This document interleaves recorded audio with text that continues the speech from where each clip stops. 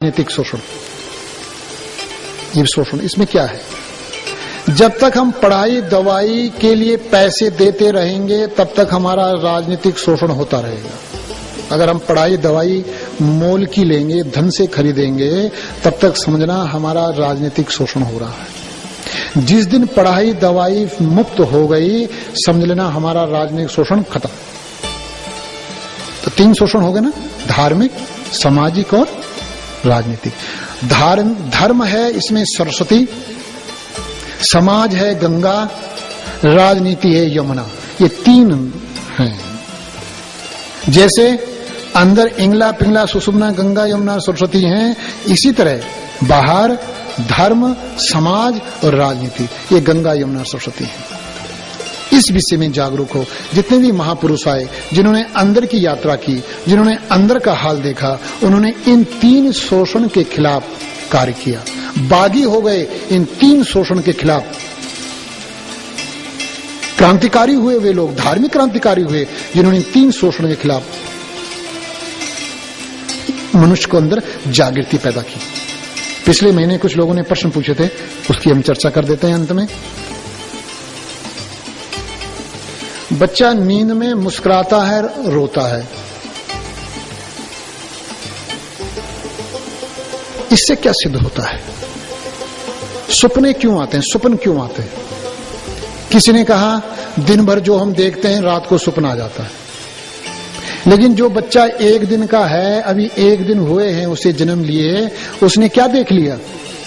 जो नींद में हंस रहा है, रो रहा है।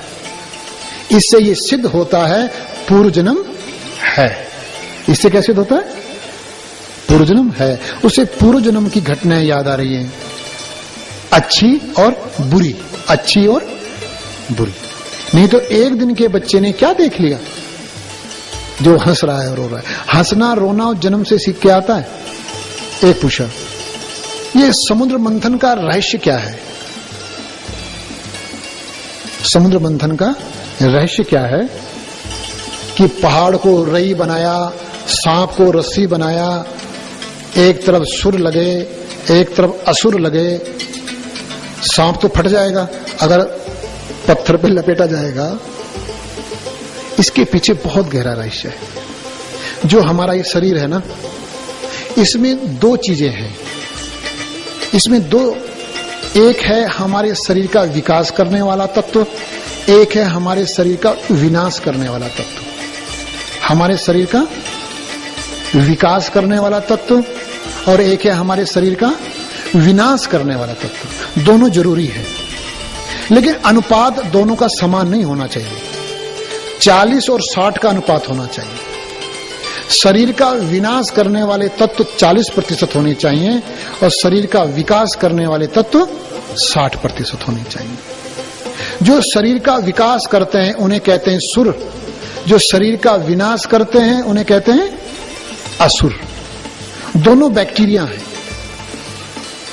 दोनों का पिता क्या है? बैक्टीरिया। इसलिए कहा सुर असुर का पिता एक है। तो पुराणों में है कि सुर और असुर दोनों का पिता, मां अलग अलग हैं, पिता एक है। कितनी सुंदर सांकेतिक रहस्य हमको दिया महापुरुषों ने कि इस शरीर में विकास करने वाले और विनाश करने वाले जो दोनों बैक्टीरिया हैं, दोनों बैक्टीरिया ही हैं। दोनों बैक्टीरिया से पैदा होते हैं। एक सुर है, एक असुर है। जब हम श्वास में नाम का स्पंदन पैदा करते हैं तो इस श्वास के एक तरफ तो होते हैं विकास करने वाले तत्व, एक तरफ होते हैं विनाश करने वाले तत्व। जब श्वास में नाम का स्पंदन पैदा करते हैं, योग निद्रा मूसक क्रिया, जब ये अभ्यास करते हैं, ऋग्वेद की योग निद्रा मूसक क्रिया, सामवेद की योग निद्रा मूसक क्रिया, तो श्वास के एक तरफ लगते हैं असुर, एक दूसरे लगते हैं। तो श्वास क्या है? रस्सी, सांप। श्वास क्या है? सांप। मन है वो पर्वत। पूरा ध्यान दिया जाता है नाम के दोनों अक्षरों पर। मन पे लपेटे जाते हैं नाम के दोनों अक्षर। इसलिए हम उस समय बार बार कहते हैं श्वास पर ध्यान मत दो, नाम पर ध्यान दो, श्वास पर ध्यान मत दो, नाम पर ध्यान दो। मन क्या है? पर्वत। इसके चारों तरफ भी रस्सी लिपटी हुई है। उच्चे सरवा घोड़ा माना शक्ति, लक्ष्मी माना लक्षण, इस तरह 14 रत्न। आखिर में निकलता है अमृत। अमृत माने कोई कोल्ड ड्रिंक नहीं, अमृत। अमृत माने जिसका नाश नहीं होता वो प्राप्त होता है। अमृत, अमृत, जिसका नाश नहीं होता फिर वो प्राप्त होता है। ये समुद्र मंथन है, ये वास्तविक स्वरूप समुद्र मंथन है। जब वास्तविकता से ये मंथन करोगे तो अपने आप एहसास हो जाएगा 14 रत्न है क्या क्या।